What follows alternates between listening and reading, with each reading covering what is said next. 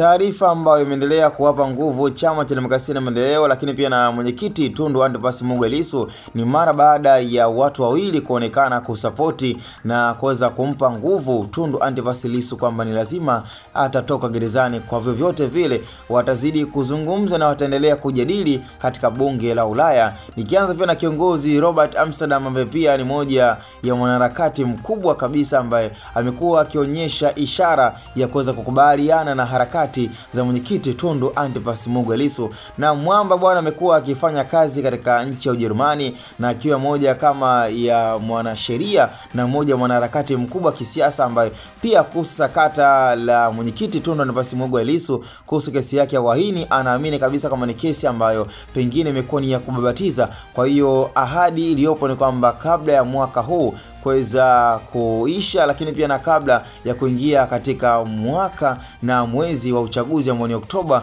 mwaka huu 2025 basi mwamba atakuwa ameweza kutoka na yuko huru kufanya kampeni zake ambazo zitakuwa ziko rasmi kabisa, kwa sababu tunafahamu yeye kama yeye ndo huenda akawa ni moja mwanaharakati ambaye atakayeweza kuhusika katika kugombea urais kwa tiketi ya chama cha demokrasia na maendeleo endapo kama uchaguzi utakuwepo. Lakini pia na mwenyewe pia Lissu atakuwa ameweza kukubaliana kuingia tena katika sakata la tume ya uchaguzi na kuweza kukubaliana na yoyote yatakayoweza kutokea katika nchi yetu ya Tanzania. Kwa ni issue ambayo kwa sasa kidogo imekuwa na changamoto, kwa sababu wanachomwaminisha na wanachompa nguvu kiasi kwamba hata kwa baadhi ya wanachadema pia na wao wamekuwa wakijiamini kupita kiasi na wamekuwa wakizungumza maneno ambayo kidogo kwa upande fulani unaweza kaona kabisa kama labda pengine uchaguzi hautofanyika, kwa sababu wamekuwa wakizungumza maneno kwamba uchaguzi hauwezi kuwepo katika mwaka huu, na wanajiamini na wakiamini kabisa kwamba yani issue no reform no election ni lazima